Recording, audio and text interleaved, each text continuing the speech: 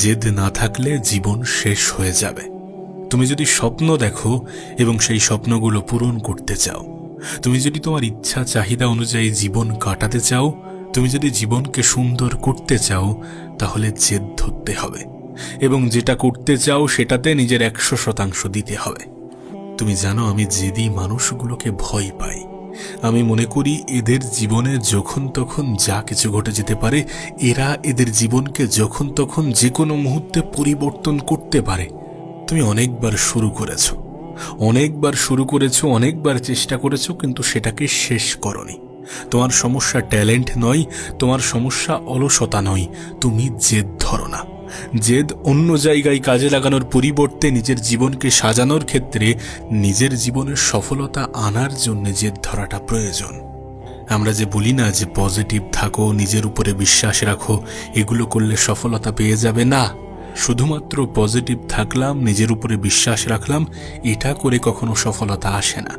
সফলতা আনার জন্য কিছু করতে হবে এবং সেটার উপরে অটুট থাকতে হবে যে শেষ পর্যন্ত এটাকে আমি করব। এটা আমার জেদ যে আমি করব মানে করব, এমন জেদি হওয়াটা প্রয়োজন। এই পৃথিবীতে দুই ধরনের মানুষ আছে। এক ধরনের মানুষ কষ্ট পেলে বলে যে আমার দ্বারা হবে না, আর এক ধরনের মানুষ কষ্টগুলোকে সহ্য করে এবং জেদ ধরে বসে থাকে যে হ্যাঁ, শেষ পর্যন্ত করতে হবে, তাতে যতই কষ্ট আসুক, যতই সমস্যা আসুক, যতই প্রবলেম আসুক না কেন। আজ যদি তুমি তোমার জীবনের দিকে তাকাও, তাহলে দেখতে পাবে অনেক স্বপ্ন ছিল, অনেক প্ল্যান ছিল, কিন্তু সেগুলো একটা জায়গায় এসে থেমে গেছে, যেখান থেকে কষ্ট শুরু হয়েছে। আর এই জায়গাতে এসেই 90% মানুষ হেরে যায়। কারণ সবাই তো সফল হতে চাই, কিন্তু কেউ ব্যথা সহ্য করতে চায় না। দেখো, সফলতার রাস্তা অতটা মসৃণ নয়। এখানে নিঃসঙ্গতা আছে, এখানে একাকিত্ব আছে, এখানে অপমান আছে, এখানে সমালোচনা আছে, এখানে পরনিন্দা পরচর্চা সবকিছু আছে। আর এই সব কিছুকে কাটিয়ে ওঠার জন্য যে জিনিসটার প্রয়োজন পড়ে সেটা হচ্ছে জেদ এবং ধৈর্য।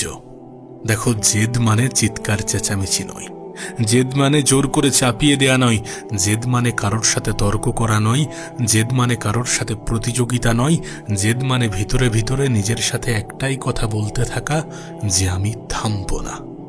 আমরা আমাদের জীবনে একটা ভুল প্রায়ই করি। আমরা মনে করি যে আমাদের হাতে এখনো সময় আছে। সময় আছে, কিন্তু এই সময় আমাদের জন্য অপেক্ষা করছে না। সময় কখনো কারোর জন্য অপেক্ষা করে না। এই পৃথিবীতে প্রত্যেক দিন হাজার হাজার মানুষ সফলতা পাচ্ছে, যাদের কাছে তোমার থেকেও কম সুযোগ আছে, কম টাকা আছে, কম সাপোর্ট আছে, কিন্তু তাদের কাছে যেটা আছে সেটা হচ্ছে জেদ, যে না, আমি করবই, আমি করে দেখাবই। এবং জেদ যে কোনো কারণে তৈরি হতে পারে। তুমি অতীতে কখনো না কখনো কারণ না কারোর কাছ থেকে আঘাত পেয়েছো, সেটা থেকে তোমার জীবনে জেদ আসতে পারে। অপমান, অবহেলা, সমালোচনা, দায়িত্ব, অভাব, অনাটন, যে কোনো কারণে মানুষের জীবনে জেদ আসতে পারে, কিন্তু নিজের জেদের উপরে অটুট থাকতে হবে। এটা করব ভেবেছি মানে করব, এটা আমার মাথায় এসেছে, এটা করতে হবে মানে করতে হবে, যে কোনো প্রকারে, যে কোনো উপায়ে, যে কোনো ভাবে করতেই হবে। না, কাউকে জানানোর দরকার নেই, কাউকে কোনো কিছু বলার দরকার নেই, কাউকে কোনো কিছু বোঝানোর দরকার নেই। তুমি চুপচাপ নিজের উপরে কাজ করে যাও, গোপনে কাজ করে যাও। যেটা করছো সেটা ভালোভাবে করো, মন দিয়ে করো, রিপিটেডলি করো। সত্যি কথা বলতে গেলে বোরিংনেস তৈরি হবে। যখন তুমি লাগাতার মেহনত করবে তখন বোরিং লাগবে, তখন অসহ্য লাগবে, কিন্তু এই সমস্ত কিছুকে কাটিয়ে উঠতে হবে। কাজের প্রতি ভালোবাসা আনতে হবে, আর ভালোবাসা যদি নাও থাকে তারপরেও জোর করে করতে হবে। করতে হবে মানে করতে হবে, কোনো অজুহাত চলবে না, কোনো অলসতা যেন প্রশ্রয় না পাই। তুই নিজেকে একটা প্রশ্ন কর তো, লাস্ট 6 মাসে তুমি কোনো একটি কাজ কি টানা করেছো? যদি সত্যি করে থাকো, যদি মন দিয়ে নিজের 100% দিয়ে 6 মাস করে থাকো, তাহলে সেটা থেকে কি রেজাল্ট এসেছে? রেজাল্ট আসবে না এমন হতে পারে না। আমরা অল্প মেহনত করি, অনেক বেশি রেজাল্টের আশা করি, এখান থেকেই হতাশা তৈরি হয়, এখান থেকেই মানুষ হাল ছেড়ে দেয়। আশা রাখো, আশা রাখাটা কোনো অপরাধ নয়, কিন্তু নিজের 100% দিচ্ছ তো? নিজের জেদের উপরে অটুট থাকছো তো? মেহনত করছো তো? বেহিসাব মেহনত করছো তো? নাকি হিসাব কষে কষে মেহনত করছো যে 2 ঘন্টা, 4 ঘন্টা বা 8 ঘন্টা খাটবো? তুমি যদি মনে করো যে আমার মেহনতের রেজাল্ট অনেক ভালো আসুক, অনেক বড় আসুক, তাহলে হিসাব না করে মেহনত করতে হবে, পরিশ্রম এতটা করতে হবে যেন সময়ের প্রতি অতটা খেয়াল না থাকে। সত্যি বলতে এই ভিডিওটা তোমার কাছে আয়না। এই আয়নায় তুমি দেখতে পাবে তোমার অজুহাত, তোমার ভয়, তোমার পালিয়ে যাওয়ার অভ্যাসগুলো। এই যে আমরা প্রতিনিয়ত সময়ের অপচয় করে যাই, আজ নয় কাল করব, এই যে নিজেকে আমরা মিথ্যা আশ্বাস দিয়ে যাই, এটার কারণে একটা সময় আসবে যখন শুধুমাত্র অনুশোচনাই অবশিষ্ট থাকবে, যখন শুধুমাত্র আফসোস অবশিষ্ট থাকবে। নিজেকে ভুল বুঝিও না। নিজে যেমন নিজের জীবনে কোনো কিছু করার জন্য জেদ ধরতে হবে, ঠিক তেমনই যেটা সঠিক, যেটা সত্য, যেটা বাস্তব, সেটা নিজেকে বলতে হবে। নিজেই নিজের কাছে সৎ থাকতে হবে। কালের দোহাই দেয়া মানে নিজেই নিজেকে ধোঁকা দেয়া। কালের দোহাই দেয়া মানে নিজেই নিজেকে ভুল বোঝানো, ভ্রান্ত কোনো কিছুকে প্রমোট করা। তুমি দেখবে যখন তোমার স্বপ্নগুলো বড় হবে, যখন তোমার জীবনের উদ্দেশ্য বড় হবে, যখন তোমার লক্ষ্য বড় হবে, যখন তুমি বারবার একটা জিনিস রিপিটেডলি করে যাবে, তখন সেটাতে বোরিংনেস আসবে। এবং এই বোরিংনেসকে কাটিয়ে ওঠার সবথেকে ভালো উপায় হচ্ছে জেদ নিয়ে কাজ করা, জেদ ধরে কাজ করা। আর একটা কথা মাথায় রেখো যে কোনো জিনিসে এক্সপার্ট হওয়ার জন্যে একই জিনিস বারবার করাটা প্রয়োজন, তারপরেই তুমি সেই জিনিসে এক্সপার্ট হবে। আর আজকের দিনে দাঁড়িয়ে 10টা জিনিসে অ্যাভারেজ হওয়ার থেকে একটা জিনিসে এক্সপার্ট হওয়াটা অনেক অনেক বেশি প্রয়োজনীয়।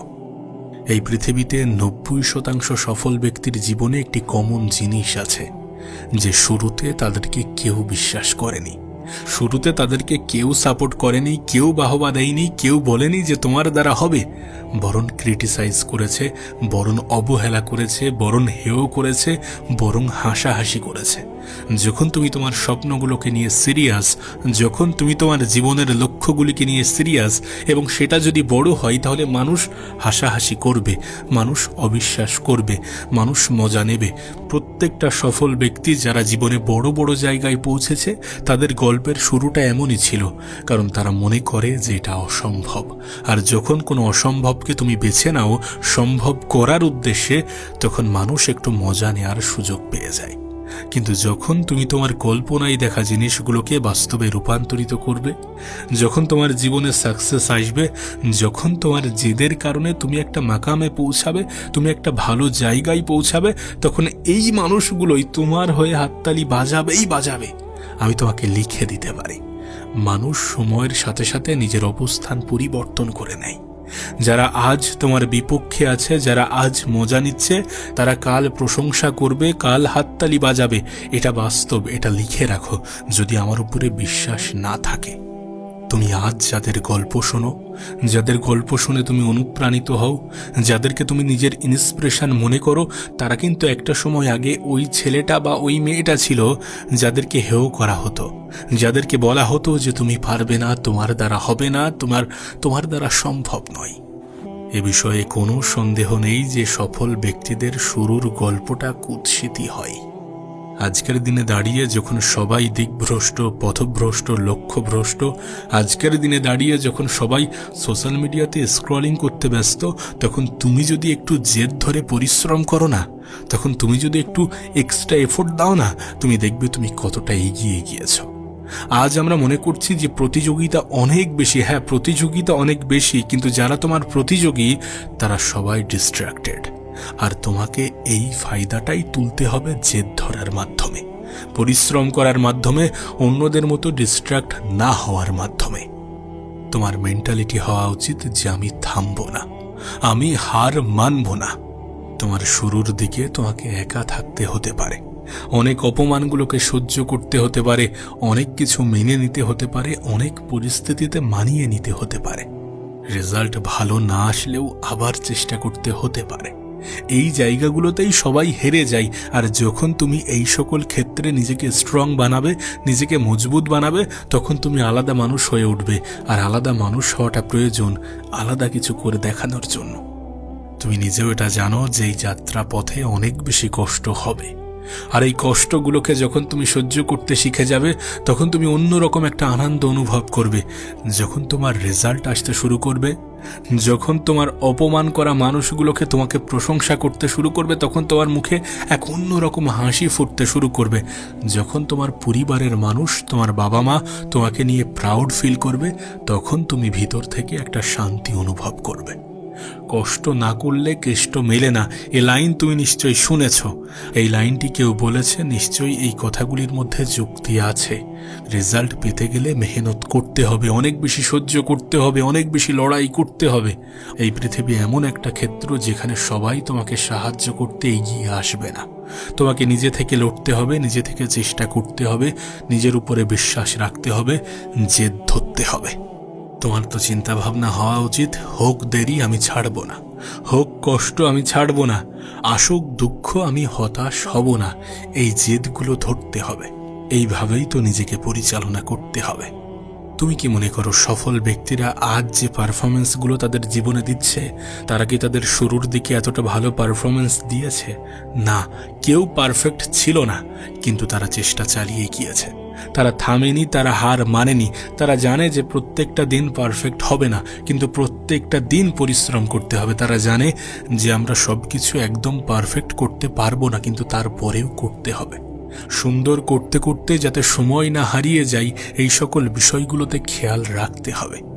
তুমি যদি খেয়াল করো তাহলে দেখবে আমরা আমাদের জীবনে অনেক কিছু শুরু তো করি, কিন্তু সেটাকে কন্টিনিউ করতে পারি না, সেটাকে শেষ করতে পারি না। আর এটাই সব থেকে বড় কারণ একজন মানুষের জীবনের ব্যর্থতার, একজন মানুষের জীবনে বিফল হওয়ার। যেটাকে করবে বলে ভাবছো সেটা শুরু করো। প্ল্যানিং হয়ে গিয়েছে, ঠিক আছে, এবার শুরু করে দাও। দেন সেটা কন্টিনিউ করো, তারপর সেটাকে শেষ করো। শেষ করাটা প্রয়োজন। আমি একটা কথা প্রায়ই বলি যে শুরুটা যেমনই হোক না কেন, শেষটা সুন্দর হওয়াটা প্রয়োজন। আর শেষটা সুন্দর তখনই হবে যখন তুমি তোমার বিশ্বাস নিয়ে হার না মেনে লড়াইটা চালিয়ে যাবে। অনেক বাধা আসবে, অনেক বিপদ আসবে, অনেক প্রতিকূল পরিস্থিতির মধ্য দিয়ে জীবন অতিবাহিত করতে হবে, কিন্তু চেষ্টাটা চালিয়ে যেতে হবে।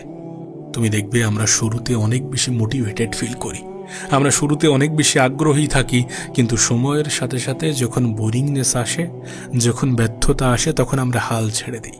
তখন মনে করি আমার দ্বারা আর হবে না। এই যে ভ্রান্ত ধারণা নিয়ে তুমি বসে আছো, এটা তুমি তোমার নিজের সাথে কি অন্যায় অপরাধ করছো না?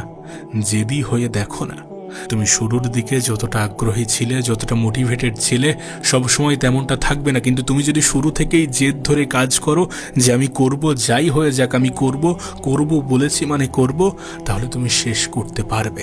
তাই জেদি হওয়াটা প্রয়োজন। নিজের কাজের সমাপ্তি পর্যন্ত পৌঁছানোর জন্য জেদি হওয়াটা প্রয়োজন। জেদ জিনিসটা কেমন জানো? মোটিভেশন শেষ হয়ে যাওয়ার পরেও কাজকে চালিয়ে নিয়ে যাওয়া। মোটিভেশন নেই, কাজে আগ্রহ নেই, কিন্তু তারপরেও তুমি কাজ করছো। এটা কখন সম্ভব জানো? যখন তোমার জেদ আছে যে আমি করব বলেছি মানে করবই করব। ছোটবেলায় যেমন আমরা বাবা মায়ের কাছে জেদ করতাম যে আমার এটা লাগবে মানে লাগবেই, এটা আমার দিতেই হবে, ঠিক তেমনই জেদ ধরতে হবে আমাদের জীবনে কোনো কিছু হাসিল করার জন্য, বড় স্বপ্নগুলো পূরণ করার জন্য। আমরা চাই আমাদের জীবনটাকে সুন্দর করে সাজাতে, কিন্তু আমরা শেষ পর্যন্ত পৌঁছাতে পারি না। আর শেষ পর্যন্ত পৌঁছাতে পারি না তার কারণ আমরা অল্পতেই ভেঙে পড়ি, অল্পতেই হতাশ হয়ে পড়ি। আচ্ছা, তোমার কি মনে পড়ে শেষ কবে তুমি এমন কিছু করেছো যেটা তোমার করতে মোটেই ভালো লাগছে না বা ভালো লাগেনি, কিন্তু তারপরেও তুমি করেছো? সপ্তাহের প্রত্যেকটা দিন বা মাসের প্রত্যেকটা দিন কিন্তু কাজে আগ্রহ লাগবে না, কাজ করতে ভালো লাগবে না। অনেক সময় বোরিংনেস আসবে, অনেক সময় কাজ থেকে ফাঁকি দিয়ে অন্য কিছু করতে ইচ্ছা হবে, সোশ্যাল মিডিয়াতে স্ক্রলিং করতে ইচ্ছা হবে, একটু এনজয় করতে ইচ্ছা হবে। কিন্তু এই সব কিছু থেকে নিজেকে সেপারেট করার জন্য যে জিনিসটা প্রয়োজন সেটা হচ্ছে জেদ। মানুষের জীবনে যখন কাজের প্রেশার থাকে না, তখন মানুষ কতটা কাজ করে ফেলে তোমার ধারণা নেই। তুমি একবার কল্পনা করো, একটা স্টুডেন্ট সারা বছর কিছু পড়েনি, কিন্তু পরীক্ষার এক সপ্তাহ আগে সে পড়তে বসে এবং সিলেবাস শেষ করে ফেলে। হ্যাঁ, হয়তোবা ভালোভাবে পারে না, কিন্তু যথেষ্ট পরিমাণ পারে। এটা কখন সম্ভব হয়, কেন সম্ভব হয়? কারণ কষ্ট হলেও করতে হবে, সামনে পরীক্ষা যে এসে গেছে। ঠিক তেমনভাবে জেদ আমাদেরকে এটাই শেখায়, এটাই বোঝায় যে কষ্ট হলেও করতে হবে, বোরিং লাগলেও করতে হবে, অনেক সময় মন না বসলেও করতে হবে। আর এটাই সফল ব্যক্তিদের জীবনের সিক্রেট, যে তারা প্রত্যেকটা দিন পারফেক্ট হবে না জেনেও প্রত্যেকটা দিন পরিশ্রম করে। আর আমাদেরকে সেটাই করতে হবে, লাগাতার চেষ্টা চালাতে হবে, প্রতিনিয়ত খাটতে হবে, নিজেকে সময় দিতে হবে, কাজের প্রতি অলসতা অনীহা আসলেও করে যেতে হবে। আর এটা তখনই সম্ভব যখন তুমি বলবে যে আমি থামবো না, আমি হার মানবো না, আমি করে দেখাবোই দেখাবো, আমি আমার স্বপ্ন, আমি আমার লক্ষ্যের প্রতি অটুট থাকবো।